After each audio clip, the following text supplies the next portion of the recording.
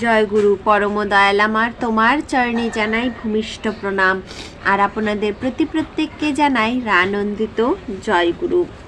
মনকে ভালো রাখার মহা ঔষধ কি আপনারা জানেন? মনকে কি করে ভালো রাখতে হয়?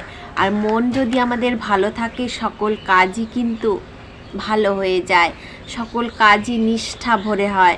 আর মন যদি আমাদের চঞ্চল হয়ে যায়, মন যদি আমাদের স্থির না থাকে, মন যদি ভালো না থাকে, তাহলে যে কোনো কাজ করতে যাবেন সেটা কিন্তু আপনারা সেই কাজটি কিন্তু বিফলে চলে যাবে।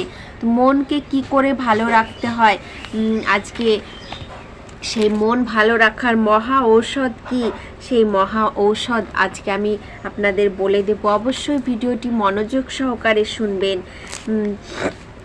শ্রী শ্রী পিতৃদেব বললেন, আমি গেলে দূর দূর থেকে কত লোক পায়ে হেঁটে আসে, সকলের কষ্ট হয়, আমার খুব খারাপ লাগে।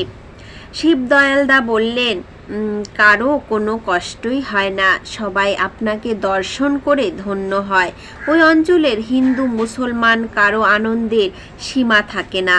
গত কর্মী বৈঠকে শুনলাম এই জেলায় নিয়মিত ইষ্টভৃতি করত 2500, আর এখন তা বেড়ে হয়েছে 4000। তাহলে দেখুন আমাদের ঠাকুরকে কত মানুষে ভালোবাসে, 2500 থেকে 4000 হয়ে গেছে।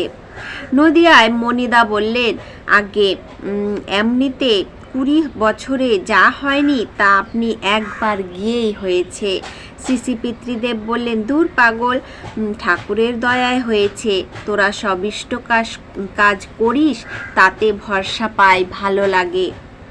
ভবানীদা বললেন, আগে আপনি যাবেন এরকম অনেকেই আশা করে আছে। শ্রী পিতৃদেব বলছেন, তোরা সব ঠিক মতো কাজ করবি, ঠাকুরের মানুষ খুঁজবি, তবে তো।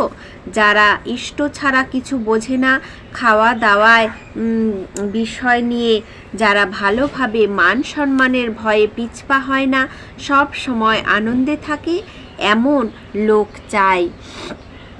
মান অপমানে মনের বিক্রিয়া যাদের যত কম হয় তারা তত ডেভেলপড।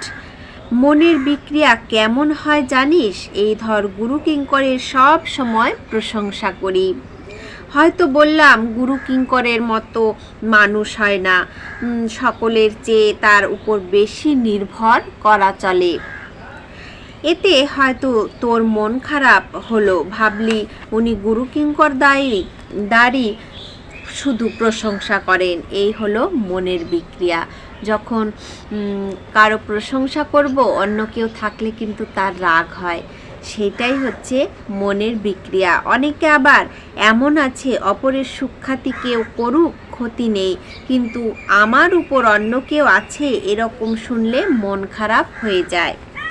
আবার এসব ছোটোখাটো জিনিস থেকে নিজেকে পরীক্ষা করা যায়। অন্যের দোষ ত্রুটি দেখে যদি তার প্রতি আমার বিরূপ মনোভাব হয়, তাহলে বুঝতে হবে আমার মন তত উন্নত নয়। আর যদি কারো ওসব দেখেও ওই দোষ ত্রুটির জন্য দোষীর উপর রাগ বা অভিমান না আসে, ভালোবেসে দোষ ধরিয়ে দেওয়ার ফন্দি মাথায় জাগে, বুঝতে হবে সে লোকের মন উন্নত। এসব ছোটোখাটো জিনিসে নিজেকে সবচেয়ে ভালো করে পরীক্ষা করা যায়। তাহলে বুঝতে পারলেন মনকে কি করে ভালো রাখা যায়। আজকেও আমার প্রশংসা করছে কিংবা কাল করছে না, এই নিয়ে যদি আমি মন খারাপ করে বসে থাকি, তাহলে কিন্তু সেটাই কিন্তু মনের বিক্রিয়া হবে, আর তখন কিন্তু আমাদের মনটা খারাপ হবে। আর এই মনটা খারাপ না করে এগিয়ে যাওয়াই হচ্ছে আমাদের ভালো মনের পরিচয়। মনকে ভালো রাখার সবচেয়ে ভালো ঔষধ হলো নাম জপ করা। নাম জপ ঠিক মতো হলে মনের বিরূপ ভাব থাকে না। সব সময় নাম জপ করতে হয়, তাহলে আত্মদর্শন হয়, আমরা নিজেদেরকে বুঝতে পারি। এই নাম করাই হলো আমাদের সাধনা। নাম করার অভ্যাস থাকলে কোনো দুঃখ কষ্টই কাউকে পীড়িত করতে পারে না। ঘরে কিছু না থাকলেও অভাব বোধ হয় না, তখন এরকম হয়ে যায় যে জীবন মাত্রের ব্যথা অনুভূতিতে আসে। সব কিছুর মধ্যে ইষ্টকে দেখা যায়। যত্র তত্র নেত্র পড়ে, তত্র তত্র কৃষ্ণ স্ফুরে। এরকম হয়। প্রতি ঘটে ঘটে ইষ্ট, তখন এরূপ বোধ হয়। নামে সিদ্ধ হলে মানুষ বাক সিদ্ধ হয়। আর নাম আর নামই অভেদ্য। নামের মধ্য দিয়েই নামের প্রতি অনুরাগ বাড়তে থাকে। তাকে অন্তরে অনুভব করা যায়, তিনি তখন আমার সারা অন্তর জুড়ে থাকেন। তখন কে কেমন লোক, কোনটা ইষ্ট স্বার্থ প্রতিষ্ঠা, কোনটা নয়, সব বোঝা যায়। মন অন্তর্মুখী হয়, কারণমুখী হয়। নাম করতে করতে প্রতি শ্বাস প্রশ্বাসে নাম গাথা হয়ে যায়।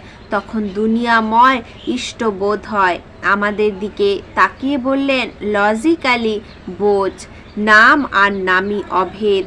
তাই ইষ্ট আমার হৃদয় জুড়ে থাকলে কিসের আনন্দ, কিসের নিরানন্দ।